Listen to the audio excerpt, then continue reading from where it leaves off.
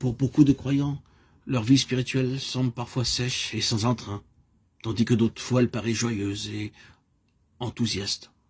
Quoiqu'ils n'aient pas l'expérience du troisième ciel, néanmoins, ils ont eu ce qui pourrait être appelé l'expérience du sommet de la montagne. C'est le genre de vie qui vacille entre sécheresse et joie, que les chrétiens appellent d'ordinaire une vie ondulante ou une existence spirituelle ascendante et descendante. Selon leurs sentiments, beaucoup de chrétiens vivent soit sur les sommets, soit dans les profondes vallées, parfois marchant sur l'eau, d'autres fois ballottés par les flots, tantôt en haut, tantôt en bas.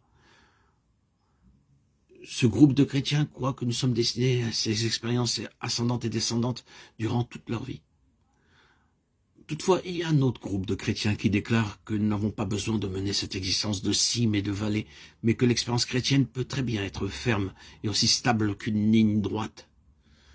Laissez-moi néanmoins vous dire que ni le chrétien qui mène une vie de haut et de bas, ni le croyant qui compte vivre une expérience sans complications n'ont raison à 100%. Si nous souhaitons trouver le principe sur une certaine matière, nous devons d'abord rassembler les expériences spirituelles de plusieurs groupes de personnes et d'essayer alors de découvrir une règle commune à tous. Par exemple, afin de tirer une conclusion à propos d'une certaine maladie, il est nécessaire que l'on examine ses symptômes, ses effets sur des centaines ou même des milliers de personnes atteintes de la même maladie. Si l'examen de tous ces malades révèle le même commencement et la même fin, nous pouvons alors porter un jugement commun à ce sujet. Recherchons donc l'origine de cette vie ascendante et descendante dans l'expérience de la moyenne chrétienne et apprenons par cela quelques règles définitives. Nous savons que la vie d'un croyant commence quand il est sauvé. Lorsqu'une personne est née de nouveau, est-elle triste? Au contraire, elle est très heureuse. Parce que le premier jour qu'un homme trouve un trésor, il ne peut contenir généralement sa joie. C'est vrai aussi en ce qui concerne la personne récemment sauvée. Le jour où une personne sait que, parce qu'elle a cru en Jésus-Christ, elle a reçu la vie éternelle, elle est passée de la mort à la vie et par conséquent n'est plus condamnée. C'est le jour le plus heureux de sa vie. Pourtant, je me demande, ce bonheur dure-t-il toujours? Eh non, seulement pendant quelque temps. Ce sentiment de bonheur disparaît par la suite. Combien de temps dure-t-il en vérité? Cela varie selon les personnes.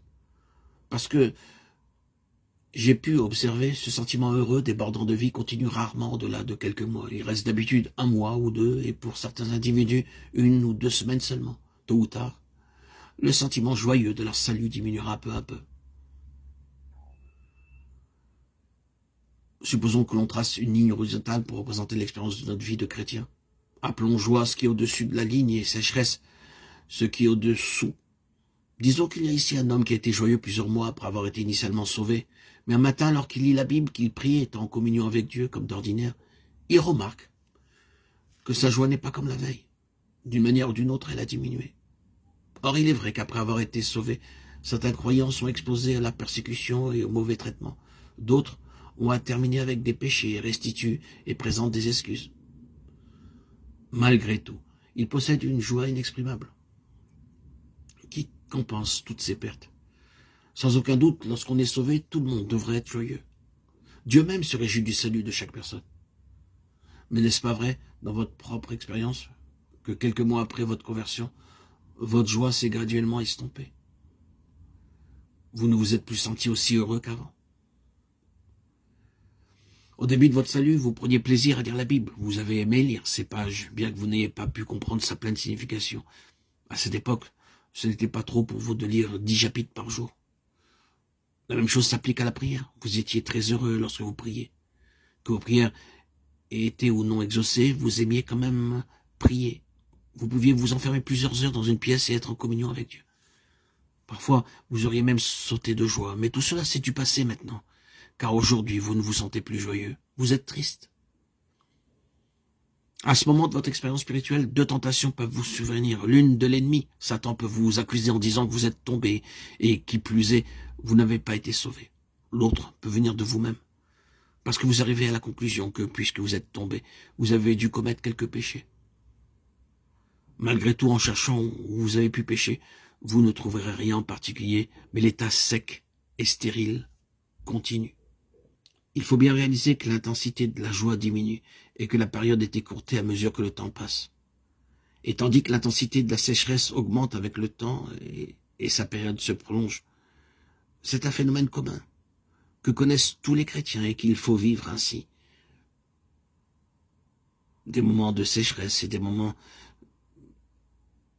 de richesse, des phases descendantes et des phases ascendantes. Il n'y a rien d'accidentel à ce sujet. Beaucoup de saints ont la même expérience, puisque ceci n'est pas quelque chose d'accidentel. Il doit y avoir une main derrière qui l'ordonne. Et quelle est cette main? C'est la main de Dieu. C'est Dieu qui fait diminuer l'intensité de notre joie et qui l'abrège avec le temps.